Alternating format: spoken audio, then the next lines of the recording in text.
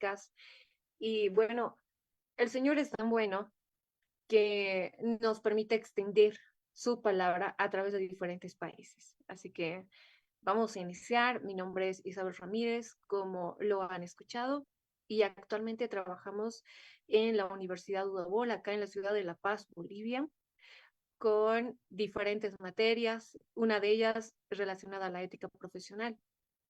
El tema de hoy está relacionado a la conducta ética, así que voy a compartir mi pantalla. Empiezo a compartir mi pantalla. Un momento. Permítanme, por favor, compartir y continuamos. Bueno, cuando hablamos de ética, muchas veces hemos empezado a recordar, ¿no? De que todo acto ético está relacionado al quehacer continuo nuestro, a nuestra manera de actuar en cuanto a valores, principios y normas. Y esto para nosotros es muy importante porque muchas veces nosotros hemos dejado de lado lo que el Señor nos ha pedido a través de la palabra, ¿no? Y su palabra nos dice que en todo tiempo nosotros tenemos que mostrar cómo somos, cómo actuamos. Y según la palabra es la que nos está dando estos principios. Un momentito, tengo un pequeño problema. Acá está. No puedo bajar la pantalla.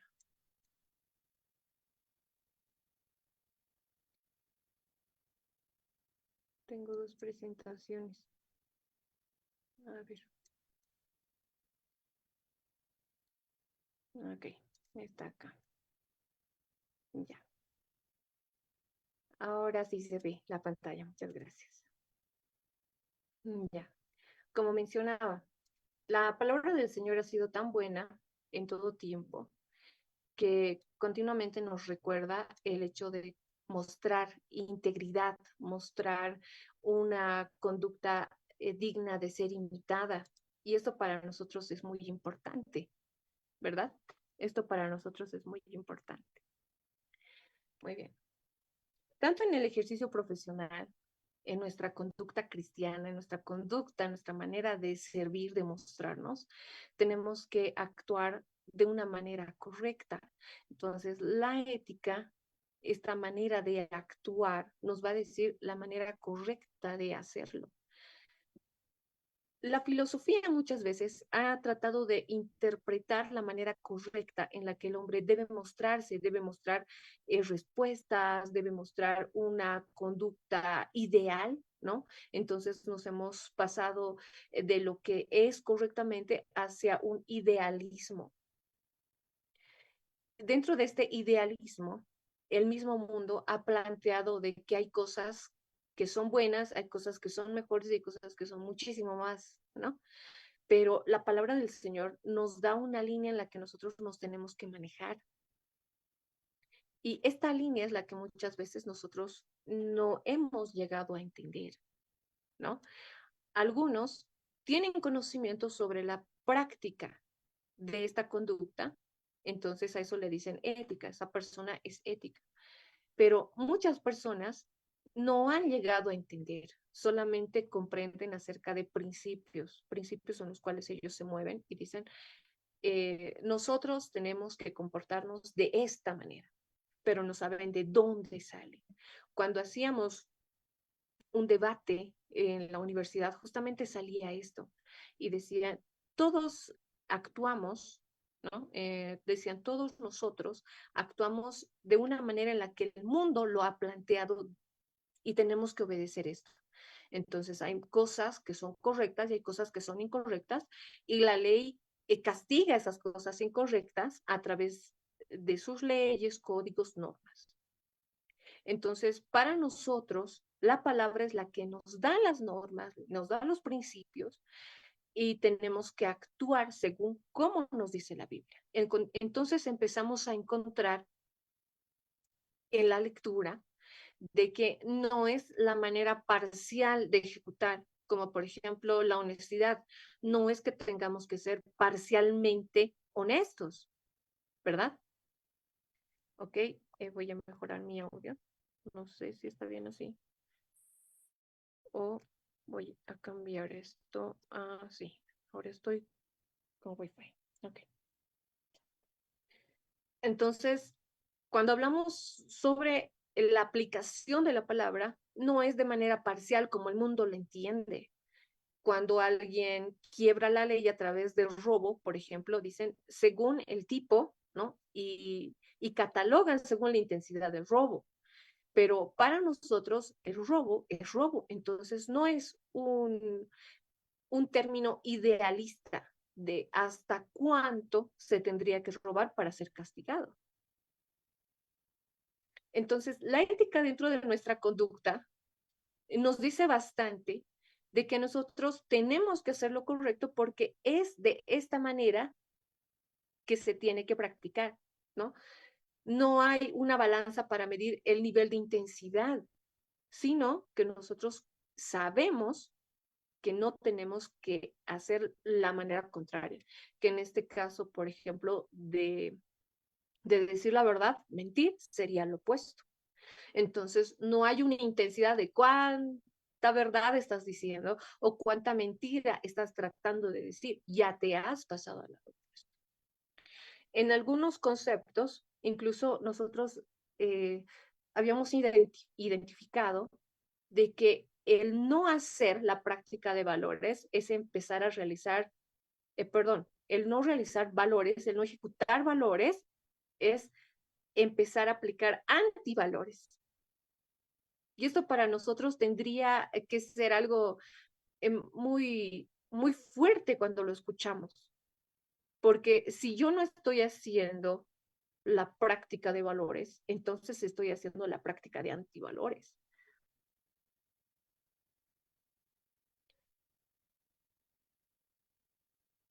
En algún momento, en algún momento, quisiera mostrar esto, ¿no?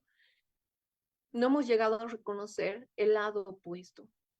Si yo no soy ético, entonces en algún momento, al alejarme de esta conducta ética, he llegado a pasar la línea de la corrupción. Y recordemos cuál es el principio de corrupción.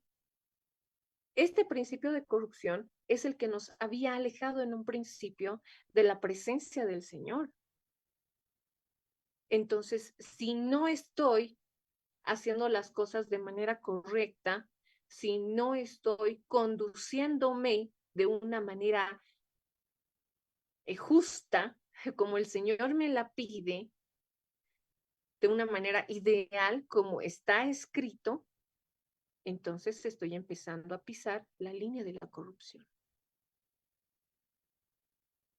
Acá estoy mostrando una tabla comparativa para ver cómo lo ve el mundo y cómo lo vemos nosotros, la práctica de corrupción.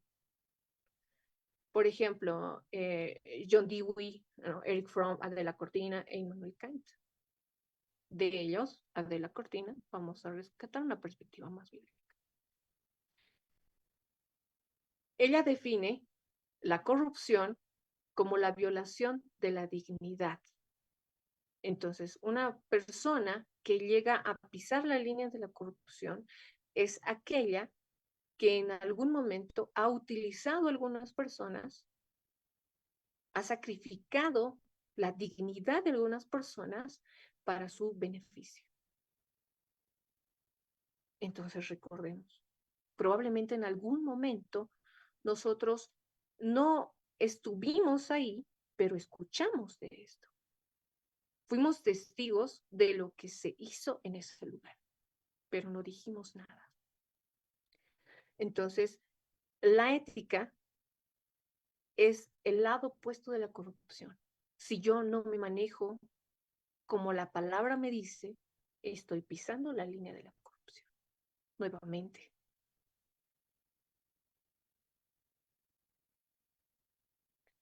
Nuestra esperanza ética, el modelo ético es Cristo. Muchas veces en la palabra lo hemos leído.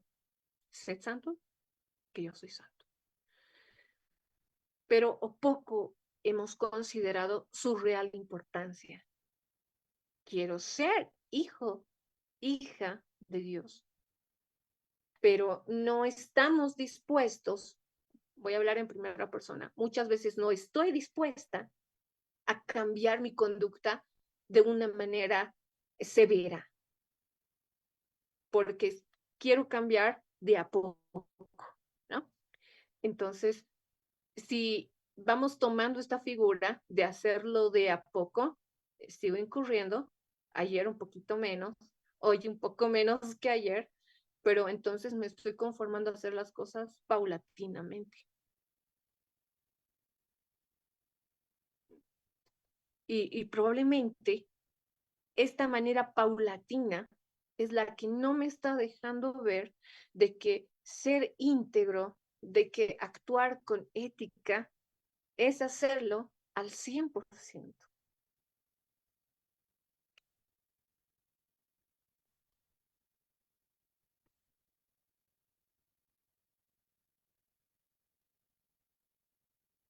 Si nuestro modelo ético es Cristo, entonces recordemos que lo que hizo Él en un momento para reclamar cómo estaban actuando en aquel tiempo, desviando la ley o considerando otras normas más importantes que los mandamientos que Dios había dado. Entonces, el mismo pueblo estaba empezando a vivir lo que conocemos como alienación cultural.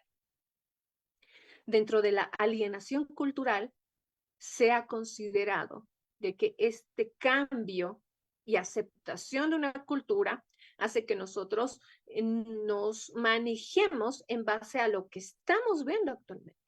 Entonces decimos, soy cristiano y yo no miento, pero el nivel de mentira ya es parcial. Entonces, yo no miento porque el nivel de mentira en mi lugar, ¿no? Es parcial y hasta ahí tengo que llegar, porque ese es el ideal según ese lugar. ¿Y cuál sería entonces la cúspide? La cúspide es no mentir. No es una mentira parcial, es no mentir simplemente. Todos nosotros nos estamos manejando en diferentes lugares. Continuamente estamos en trabajos en los cuales no tenemos probablemente condiciones eh, en las cuales tengamos que relacionarnos únicamente con personas cristianas. Y es acá, en este punto tan delicado, donde ellos nos evalúan constantemente. Y es en la manera en la que nosotros nos conducimos y es la misma que utilizan ellos para juzgar nuestra conducta y decirnos los cristianos.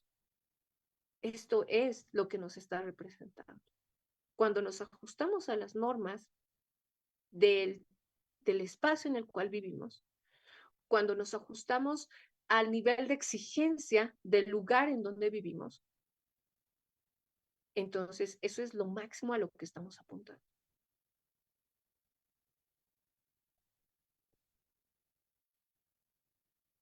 Puedo reconocer en este tiempo que a través del trabajo que he realizado durante años como directora de fundaciones, las cuales patrocinan a niños que están en una situación de vulnerabilidad, que el trabajo realmente tiene que ser íntegro. Tiene que ser íntegro. Porque si no eres íntegro, los niños que son beneficiados y sus familias no van a conocer a Cristo.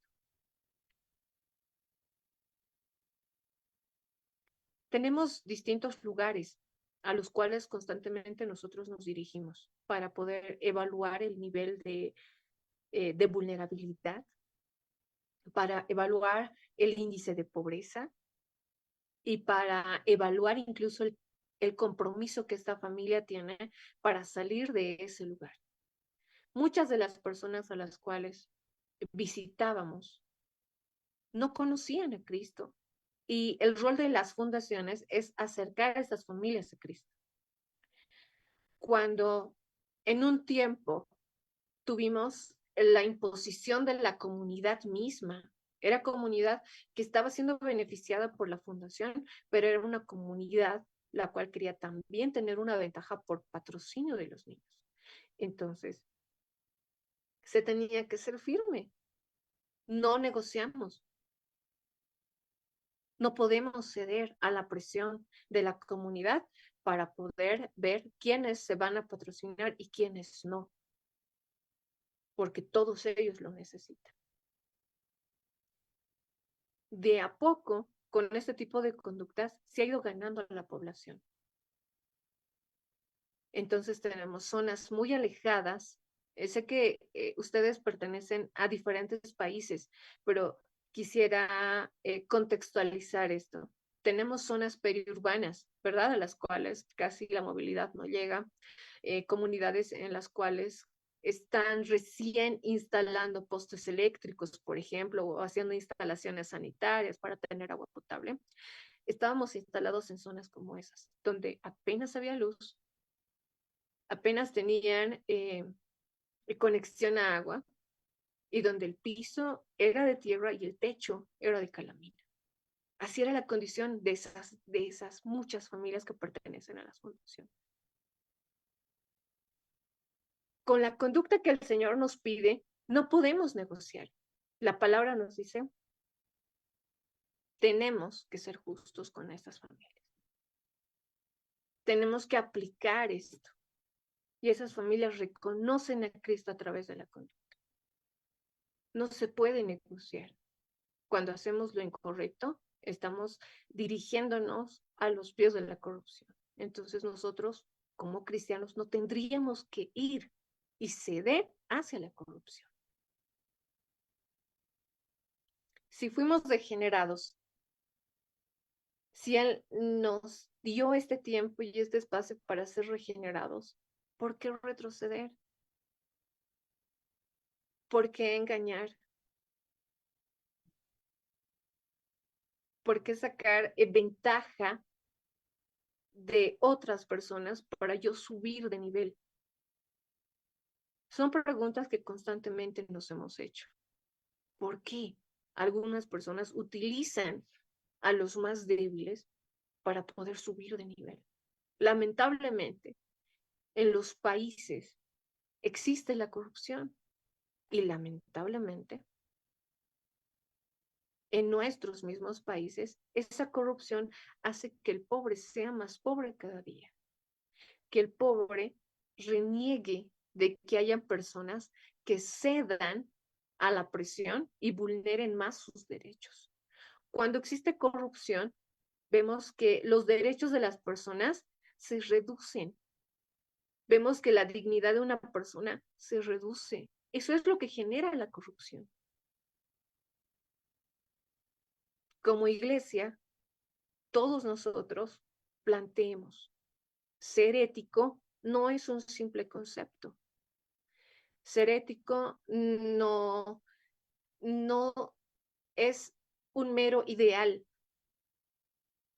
Ser ético se plasma no solo en mi conducta, sino también se plasma en mi familia, en las relaciones que yo tengo con las personas que me rodean, que es mi comunidad, y conmigo mismo, mi sinceridad con Cristo. ¿Soy yo realmente ético?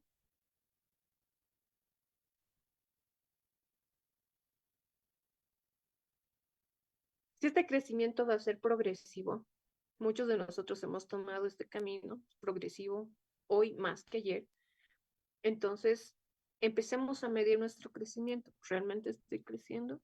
¿Realmente estoy cambiando estas conductas que tenía antes? Esos valores que antes me pusieron a mí en mi crianza ya están siendo dejados de lado y siendo reemplazados por lo que la Biblia me dice, Dios me dice a través de su palabra. Tengo que ser humilde, tengo que ser manso, tengo que ser juicioso, tengo que ver las cosas de una manera sobria.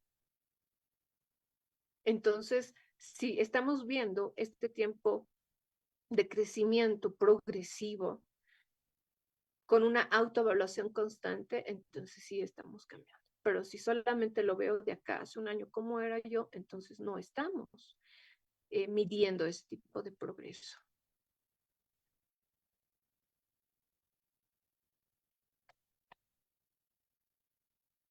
Hay consecuencias éticas en la conducta. en nuestra naturaleza. Cuando cedemos a practicar lo incorrecto, cuando cedemos a practicar lo malo, por ejemplo, como no, dejemos de lado el mentir, hablemos de robar. Cuando cedo al, al uso de ganancias deshonestas, por ejemplo, poco a poco en mí voy viendo esta figura. Mi voluntad se va torciendo, se va ajustando a lo que estoy viendo. Esa voluntad cada vez se hace más débil.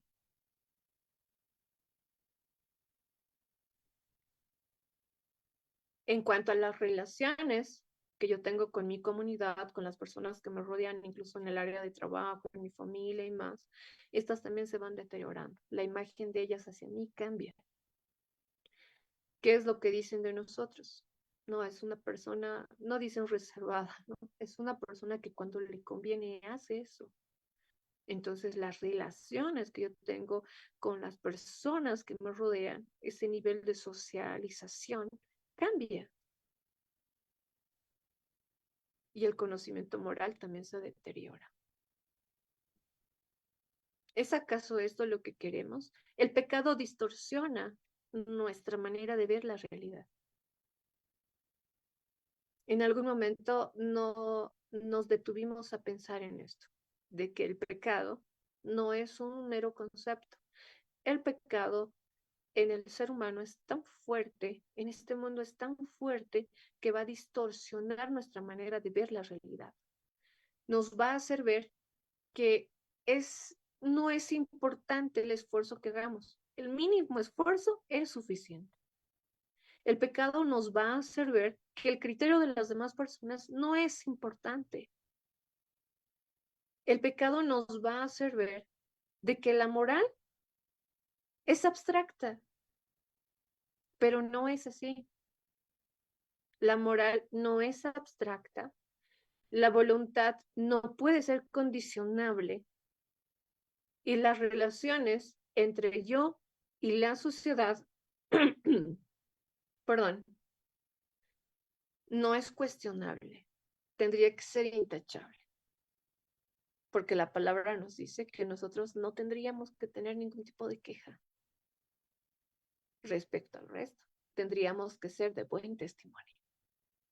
Entonces, cuando reducimos ese impacto del pecado, vamos mejorando este mismo triángulo. Mi voluntad es firme, porque Pablo dice, esta carne, ¿no? El libro de Mateo incluso dice, el espíritu está dispuesto, pero la carne es débil.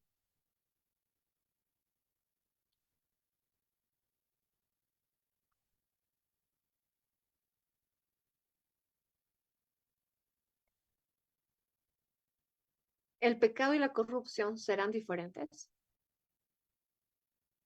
¿El pecado y la corrupción serán diferentes? No, no son diferentes. A través del pecado, a través de la corrupción del hombre, tuvo por sentencia ser alejado de ese lugar tan maravilloso en el cual vivió en un principio. Entonces, no son diferentes, pero si vivimos en ellos, nuevamente nos van a apartar de Dios. A veces nosotros consideramos que no es tan grave, por ejemplo, el error que cometen nuestros hijos desde que son pequeños. Y decimos, va a cambiar, al año va a cambiar. Son jóvenes, ya va a cambiar. Está en la juventud todavía. Perdón. Eh, se casan, va a cambiar. Está todavía estableciéndose. No, va a cambiar, tiene que cambiar. Van a disculpar, es mi hijo, ¿no? Es mi hijo, tengamos paciencia, él es pequeño, es agresivo, pero se le pasa. Muchas veces el tener que contemplar esto como cosas no nocivas nos hace ver a nosotros que la realidad en la que estamos criando incluso nuestros hijos no llega a ser la correcta. Porque el resto nos dice, tu hijo es grosero, tu hijo es agresivo, tu hijo no respeta a nadie. Y yo en un momento pienso, es niño todavía, es pequeño todavía, no es adolescente aún, es joven. Tienes que comprender cómo eras tú cuando eras joven. Nos está cambiando la manera de ver la realidad y estamos reduciendo al mínimo la manera en la que se está conduciendo mi hijo.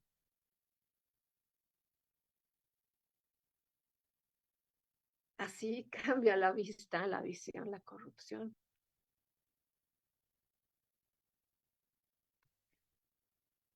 Esta separación de Dios, poco a poco al deteriorarse, hace que mi comunicación con Él reduzca. Romanos nos dice muchas veces que el vivir en pecado nos aparta de la presencia del Señor, incluso al punto de caer en la muerte, ¿no? Entonces, si la paga del pecado es muerte, yo como mamá, yo como papá, yo como miembro activo de mi familia, quiero que mi familia se pierda, no. Quiero perderme yo, tampoco. Quiero que por mi manera incluso de ver la realidad del liderazgo en mi comunidad, el liderazgo en mi iglesia, eh, se deteriore, porque hoy están planteando muchos tipos de liderazgo, ¿no? Eh, en estos últimos años, a través de los proyectos que van generando nuestros estudiantes, vamos viendo diseño de discipulado, ¿no? Diseño de liderazgo transaccional, diseño de liderazgo transformacional, y muchos estilos de liderazgo. Perdón, hace bastante frío acá y nos saca un poquito la garganta. Y, y vemos la realidad de cada una de estas iglesias y pensamos, ¿por qué la comunidad no crece? Por ejemplo, ¿por qué tal iglesia no crece en número? Se mantiene el número, vienen, van, vienen, van. Algo está pasando, dicen ellos. Es el liderazgo. ¿Será el liderazgo el problema? No hay bastantes cosas que empezar a observar cuando hablamos acerca de ética. Haciendo un cuestionario el año pasado en la ciudad de La Paz. Nosotros somos muy famosos acá en la ciudad de La Paz por los famosos teleféricos de colores, ¿no? Entonces, en uno de esos teleféricos hacíamos unas encuestas y en las encuestas veíamos por qué eh, las personas no quieren pertenecer a las iglesias, por ejemplo. Entonces, algunos de ellos en sus encuestas a mano decían, es por la conducta de algunas personas, ¿no? Y incluso empezaban a notar, decían, yo antes iba a la iglesia, pero me aparté por algo que vi, ¿no? Me aparté por la manera en la que actuaban algunas personas. Entonces, aunque no seamos perfectos, aunque no seamos perfectos y vamos en busca de la perfección, vamos en pos de la perfección, reconozcamos de que la manera en la que nosotros actuamos impacta afuera, impacta en las personas que no son cristianas, impactan en las personas que quieren intentar estar en ese lugar, pero somos muchas veces nosotros ese espejo en los cuales ellos dicen que no desde el principio ya eran santos, dicen, no, algunas personas. Entonces, nosotros entendemos que es progresivo, entendemos que vamos cambiando constantemente, entendemos que Cristo nos ha dado la oportunidad, ¿no? De poder hacer las cosas mejor el día de hoy, pero ellos no lo van a entender de esta manera, no lo van a llegar a entender de esta manera.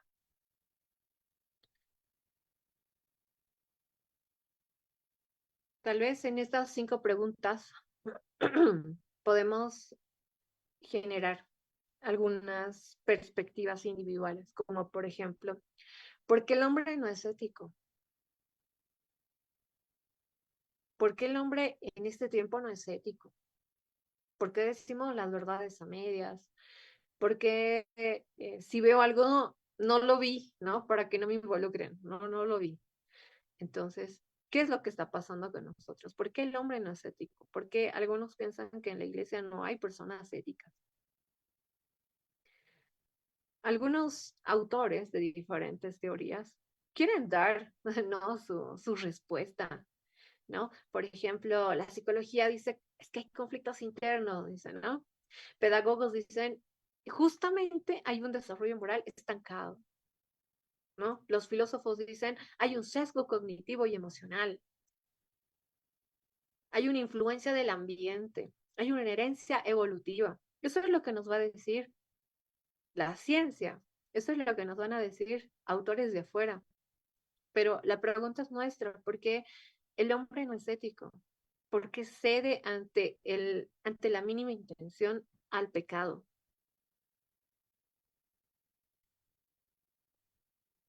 Es aquí donde entra en función la cosmovisión bíblica. La manera de ver la práctica y la aplicación de la Biblia nos hace entender a nosotros, por ejemplo, que la base de la palabra, la base de nuestra conducta ética es Dios. Deriva de Dios, ¿no? Deriva de Dios como inspiración, como fuente verdadera, como principio inmutable. Dios es ético. Dios no fue menos ético ayer, ni va a ser más ético mañana. Él siempre fue ético. Él siempre fue justo. Él siempre es amor. Entonces, si tomamos en cuenta esta base teocéntrica de la ética, vamos a entender de que muchas veces nosotros negociamos nuestra conducta, negociamos la manera en la que actuamos con el mundo. ¿Por la aceptación? No lo sabemos. Pero sí sabemos que las personas nos evalúan constantemente y son más estrictos con nosotros que con el resto. Si se han dado cuenta, las personas juzgan con más rudeza a las personas creyentes, cristianas, más que a otras religiones, ¿verdad? Es más fuerte la manera en la que nos evalúan. Entonces, la moral teocéntrica, la moral que viene de Dios, es absoluta, es universal y esta rechaza el relativismo. Así que decir la verdad no es relativo. Robar a medias no es, ¿no? Es robar, no es relativo.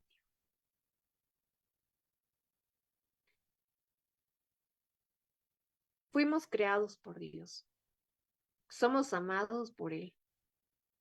Envió a su Hijo unigénito para dar vida eterna a todos aquellos que lo reconocen. Entonces, si fuimos creados a imagen y semejanza de Dios en un principio, no queremos retornar a eso. No queremos volver a eso.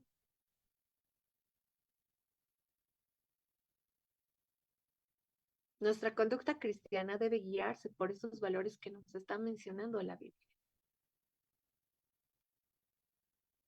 Cuando leíamos los libros de los profetas menores, veíamos una denuncia constante de la manera en la que el pueblo de Israel, el pueblo de Jerusalén, se había apartado de la verdad.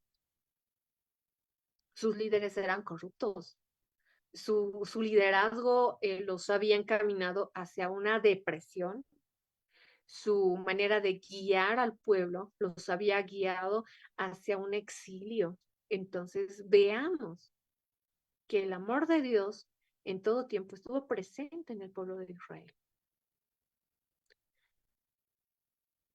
Está hoy presente con nosotros, al permitirnos ser parte de este pueblo.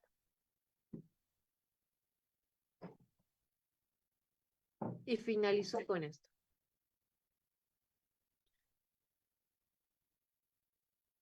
Retornemos a considerar que la manera de ver la Biblia como palabra, como guía y más, debe ser puesta con madurez. Seamos maduros al leer la Biblia, al exhortar, al leer, conscientes de lo que estamos leyendo. Respetemos la palabra del Señor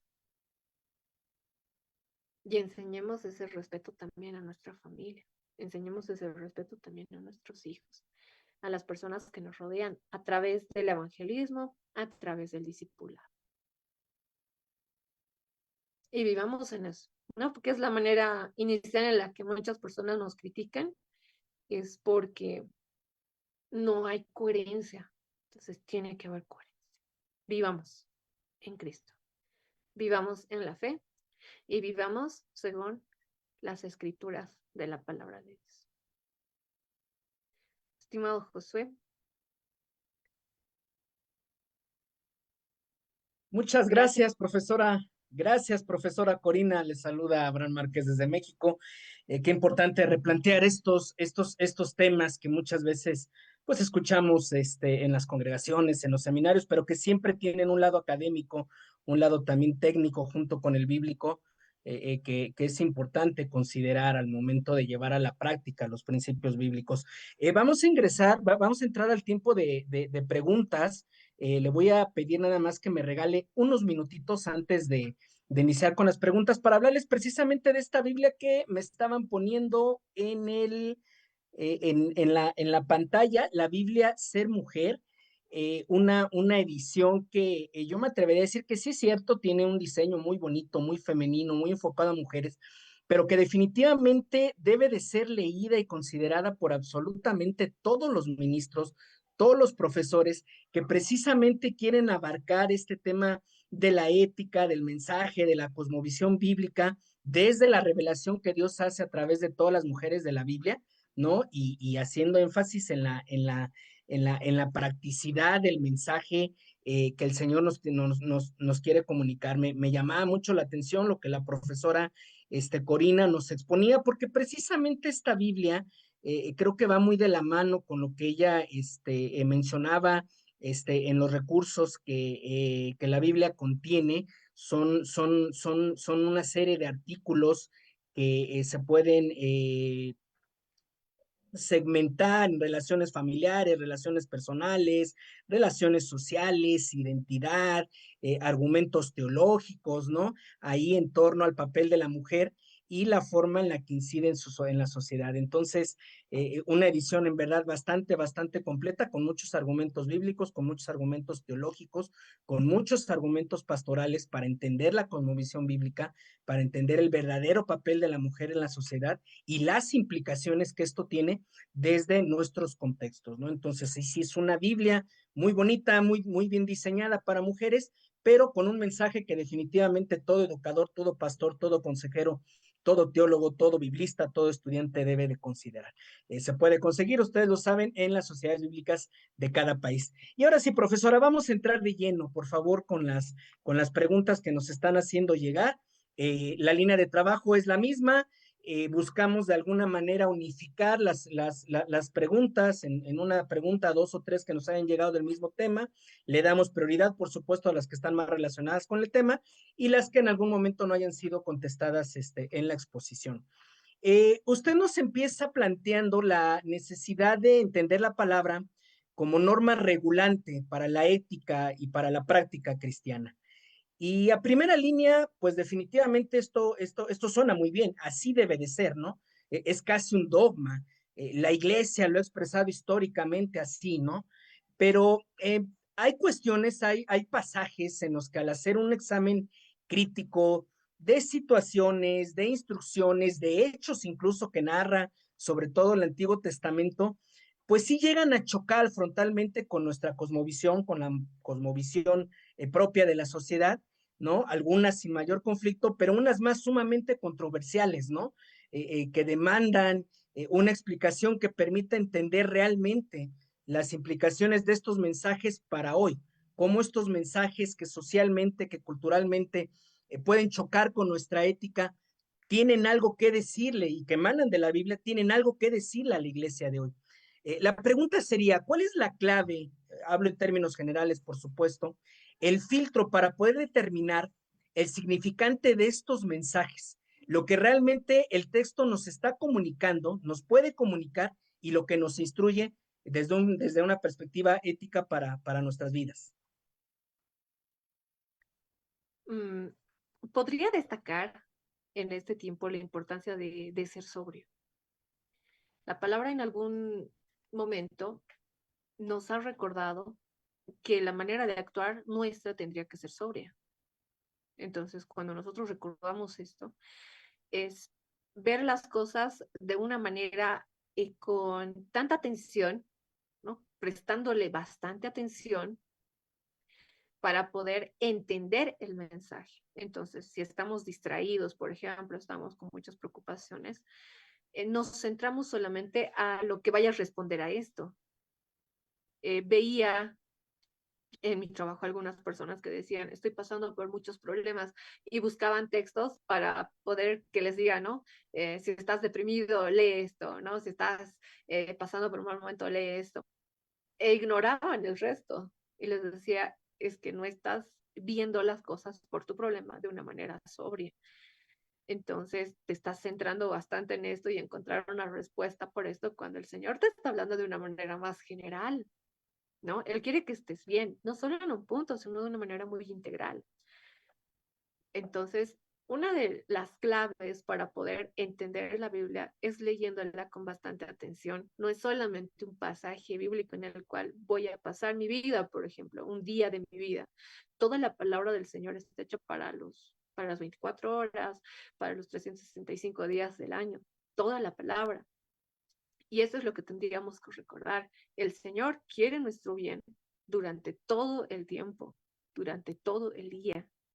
Quiere que nosotros nos acerquemos a Él en oración todo el tiempo, no específicamente en ciertos tiempos o espacios. Entonces, cuando voy considerando este cambio, cuando aprecio la palabra del Señor como un todo, está ahí, no es específicamente algo.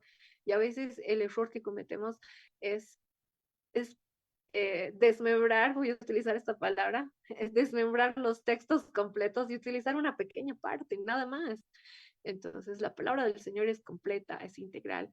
Leámosla con detenimiento. Estoy triste, toda la palabra me va a permitir a mí entender. Estoy con algún problema, toda la palabra me va a permitir a mí comprender que el tiempo, que la voluntad del Señor se está manifestando de esta manera. Así que tengo que cambiar según a como Él espera de mí, de una manera también integral.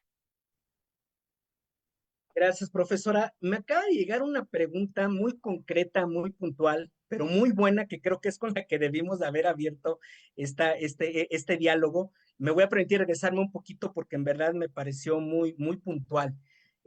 Cito textual, leo textual. ¿Cómo definir la ética desde la perspectiva de Dios? ¿Cómo defino la ética desde la perspectiva de Dios? Sí, ¿cómo Sería, definiríamos desde nuestra fe el concepto de ética? ¿Qué tendría que decirnos Dios si nos fuera a definir lo que es la ética? wow, es una pregunta muy difícil. Es muy difícil. Bueno, la ética en su mero concepto nos dice que es la puesta en práctica de valores, principios y normas. Y esto puede ir variando según algunos autores, pero en resumen es la puesta en práctica de principios y valores. Normas, códigos de conducta también. Si tomamos en cuenta este pequeño concepto de lo que es ética, vamos a comprender que la palabra está llena de valores, está llena de normas, está llena de principios.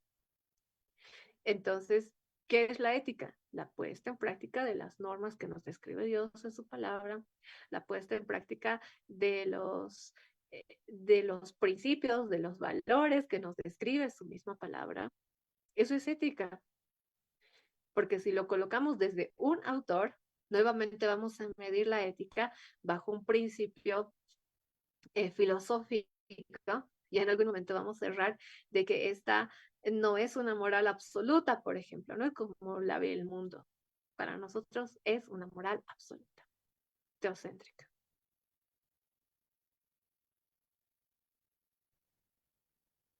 una moral absoluta y teocéntrica. Ese concepto es muy, muy interesante. Muchas de las preguntas, profesora, perdón, que me están llegando surgen en torno a la ética según la cultura.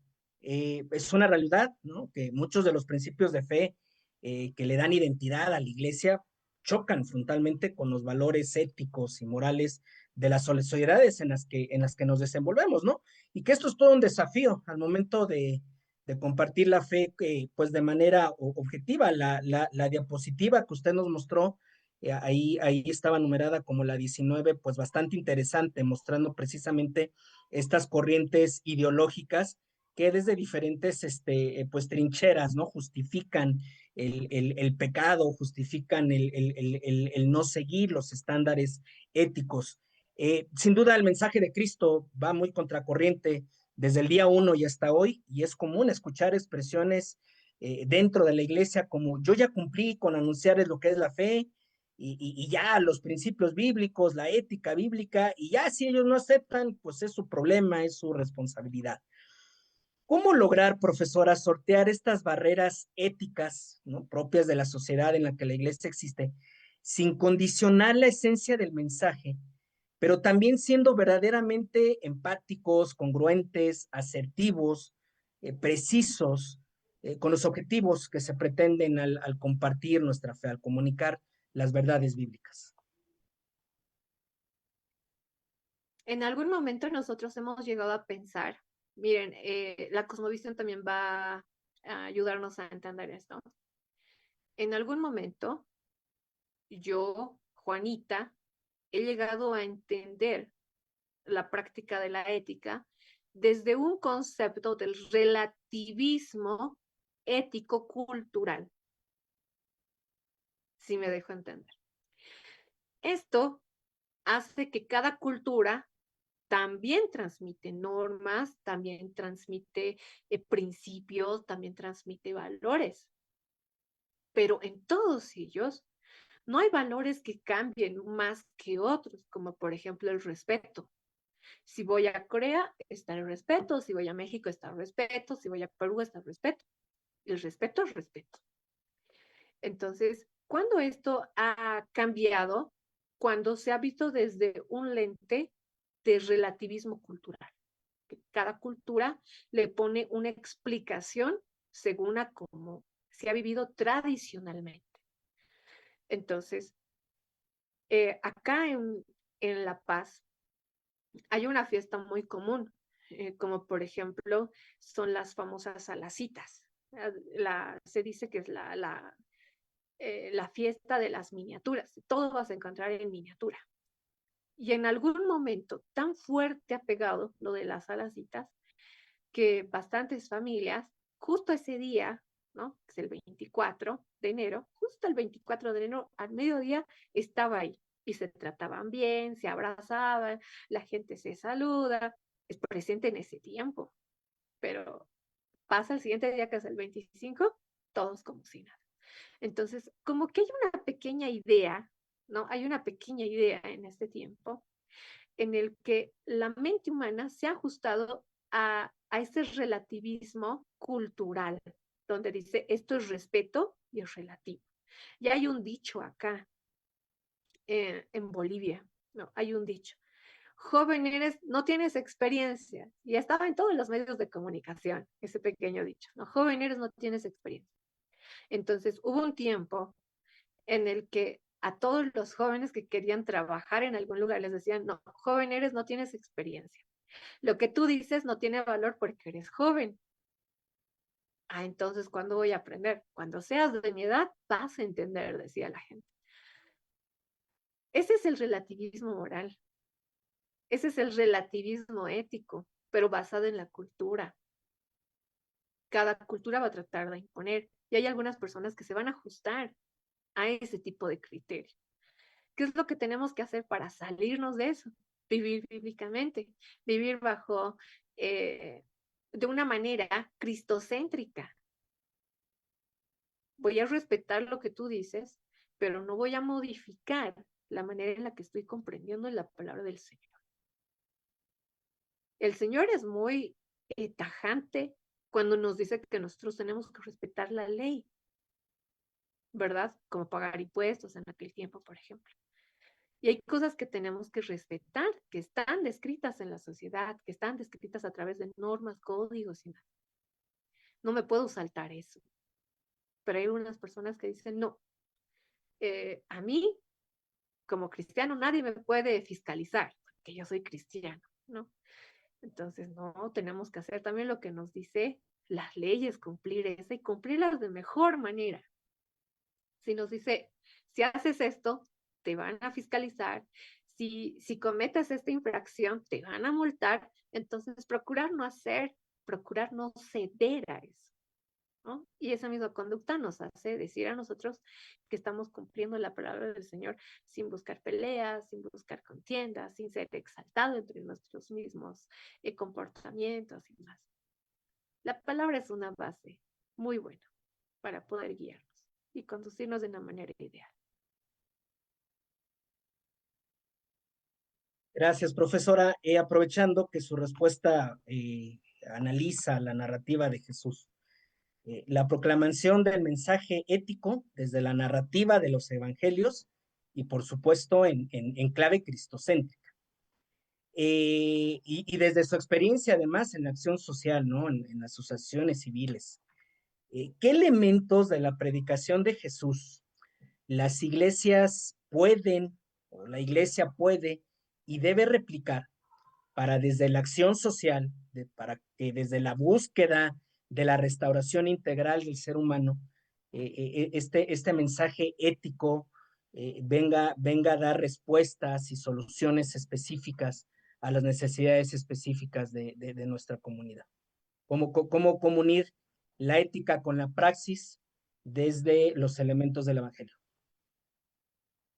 La palabra del Señor nos dice, hay dos mandamientos que están por encima de los otros. Amarás al Señor tu Dios y ama a tu prójimo como a ti mismo.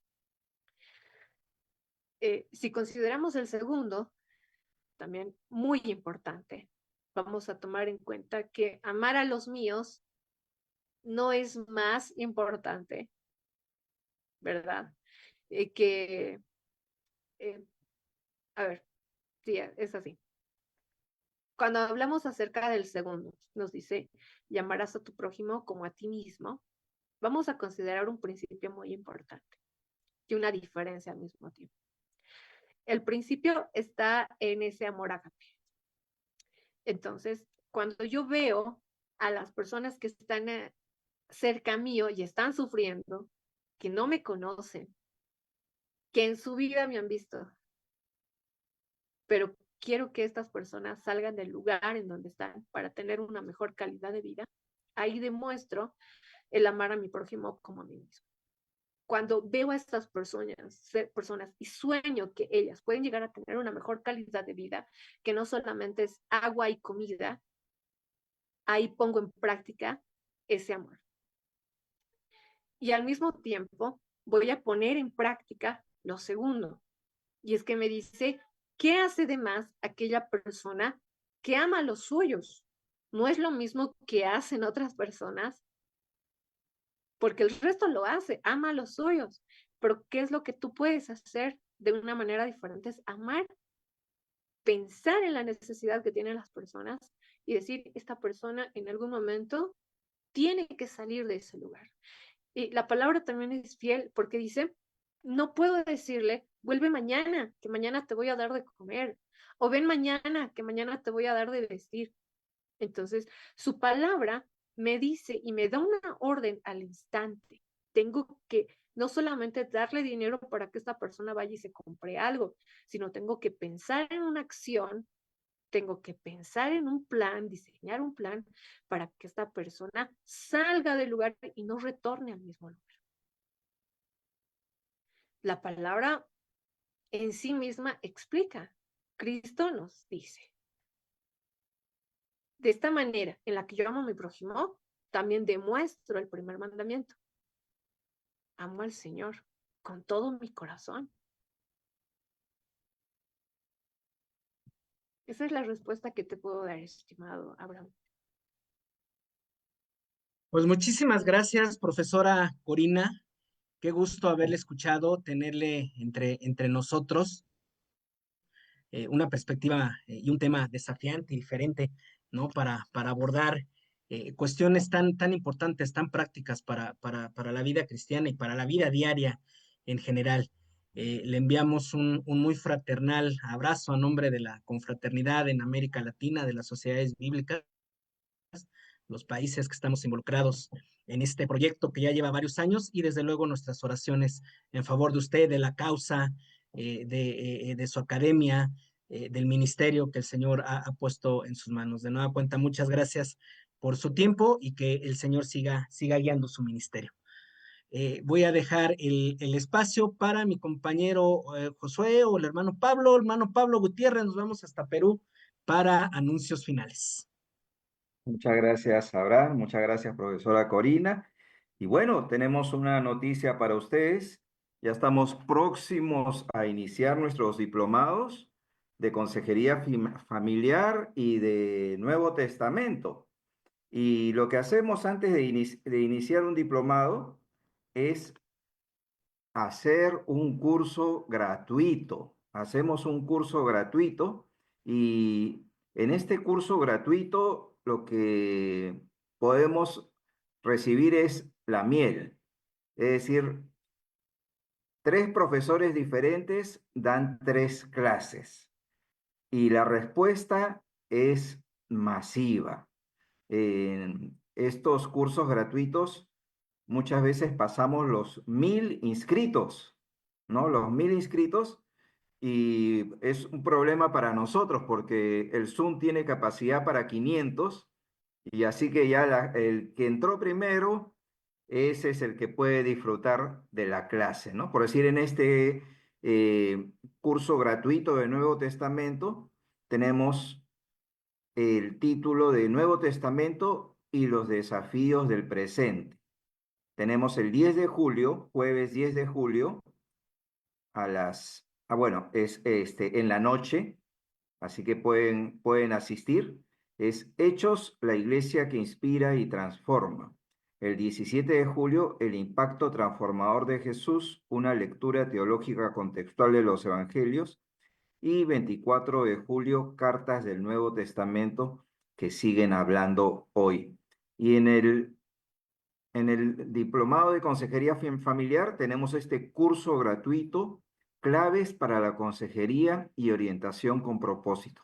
Vamos a tener 3 clases magistrales: consejería para tiempos difíciles, crianza con propósito, formando corazones fuertes y seguros, y familias que sanan el poder de la salud emocional, ¿no? Y qué bueno que hemos recibido una conferencia el día de hoy de una especialista en ética que enseña la materia en la universidad y nos da la perspectiva cristiana. Lo mismo aquí, en todos los cursos y diplomados que realizamos son personas que son especialistas en sus campos.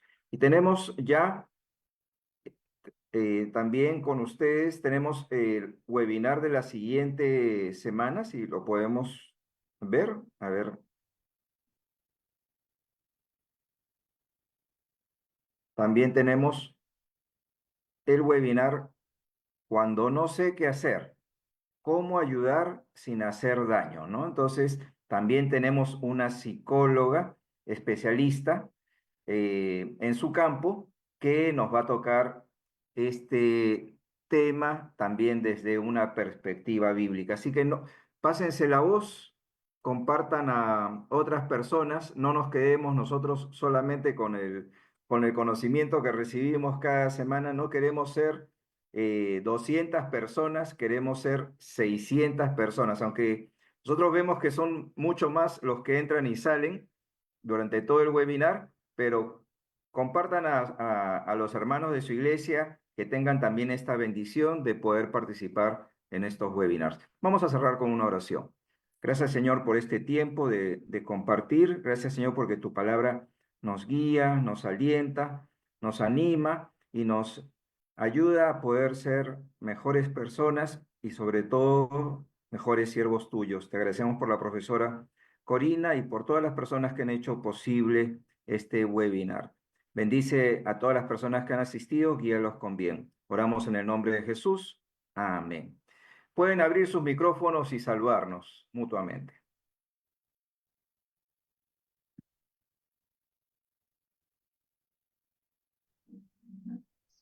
Un saludo especial a todos, pasen una bonita noche. Shalom, shalom. Gracias, Dios les bendiga. Bendiciones, buenas noches desde Guatemala. Amén, hermano. Bendiciones desde Miami. Desde Santiago de Chile. Saludos desde Todo Colombia. desde Cusco. Excelente, buenas noches. Saludos desde Guatemala.